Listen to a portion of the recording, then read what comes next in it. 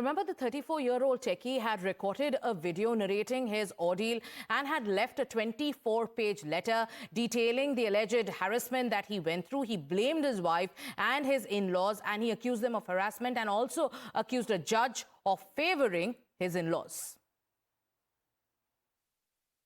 मेरी पत्नी ने कुल 9 केसेस जहां तक मेरी जानकारी है डाले हैं।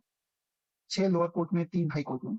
एक केस मैंने हाई कोर्ट में डाला है जुरिस्डिक्शन का, कि मेरे ऊपर, मेरे माता पिता के ऊपर और मेरे भाई के ऊपर मर्डर 302, धारा 302, धारा 377 अननेचुरल सेक्स और प्राकृतिक यौन संबंध, 498 ए, 323, 406, 504, 506 ये सारी आईपीसी की धारा हैं। और डाउरी प्रोविजन एक्ट के अंतर्गत धारा 3/4 के अंदर मैं अपने माँ बाप भाई से अलग से उनसे बात करूंगा लिखकर। हो सके तो माफ करना, जिस उम्र में मुझे अपने मम्मी पापा का सहारा बनना था, उस उम्र में उन्हें हमेशा के लिए दुख देके जा रहा हूँ। ऐसा मेरा अस्थि विसर्जन तब तक नहीं होना चाहिए जब तक मेरे हरासर्स को पनिशमेंट नहीं मिलता है, तो मेरा अस्थि विसर्जन ना हो।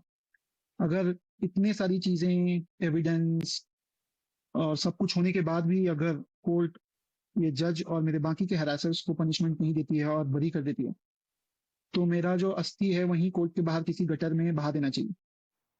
Now, Atul Subhash was found dead inside his apartment after he ended his life after recording a video.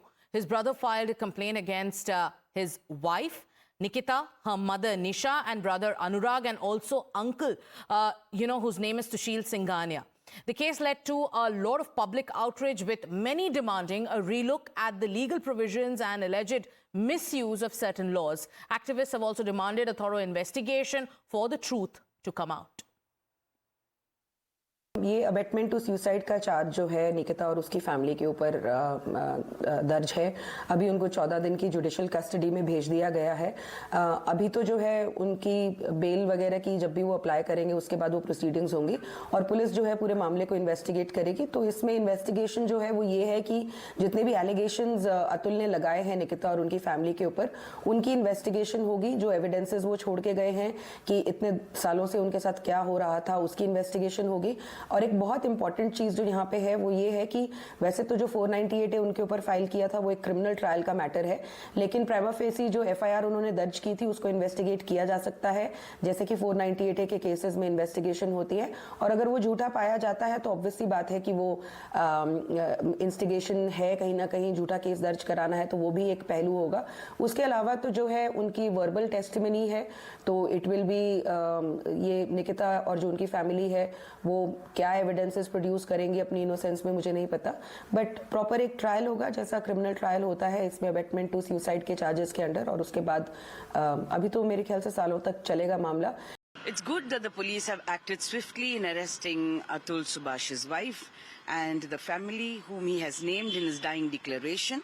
I do hope the police will conduct a thorough and impartial investigation, because the moot is justice, and justice has to be served. No spouse, man or woman or any other gender, be subjected to any form of domestic violence or harassment because of dowry or maintenance. This is unacceptable. What next in Atul Subhash's suicide case? We'll get you more details on that, but time now for us to take a short commercial break.